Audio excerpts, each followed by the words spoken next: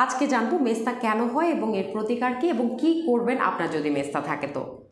Hey guys, আমি doctor Fatiha খুল Miami. আমি কর্মরত আছি স্যালোনা এস্থেটিক, ডার্মা এবং লেজার সেন্টারে।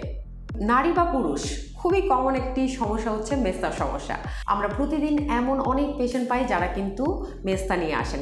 মেস্তা আসলে অনেক কারণে হতে পারে।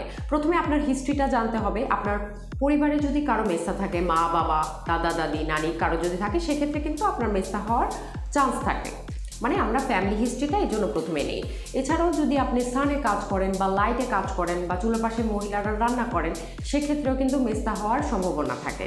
এছাড়াও আপনার বডিতে যদি হরমোনাল ইমব্যালেন্স থাকে, আপনি যদি থাইরয়েডের পেশেন্ট হন বা পিসিওস থাকে বা অন্যান্য কোনো সমস্যা থেকে থাকে, সেক্ষেত্রেও কিন্তু মেস্তা হওয়ার পসিবিলিটিস আছে। এছাড়াও কিন্তু প্রসাধনী বা অনলাইন ক্রিম ব্যবহার করার কারণেও কিন্তু মেস্তা হয়। তো আপনার যখনই মেস্তার সমস্যা আছে তখনই কিন্তু আপনার শরণাপন্ন হতে হবে একজন ডক্টরের কাছে।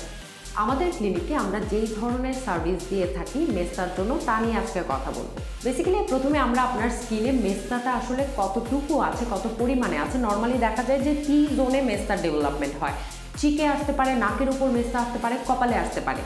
সো সেটা কতটা ডিপ সেটা আমরা আগে অ্যানালাইসিস করি আপনার স্কিনটা, তারপরে আমরা বলতে পারবো যে আসলে কতটা সেশন লাগবে বা কোন ট্রিটমেন্টটা আপনার জন্য জরুরি। মেস্তার জন্য আমাদের কম্বিনেশন ট্রিটমেন্ট রয়েছে। আমরা আয়েল ফর মেলাজমা মানে হচ্ছে ইন্ট্রালেশনাল ইনজেকশন দিয়ে থাকি মেলাজমার ক্ষেত্রে। এছাড়াও কেমিক্যাল পিলিং করা যেতে পারে। এছাড়াও আমার অ্যাডভাইস থাকে পিআরপি করার জন্য।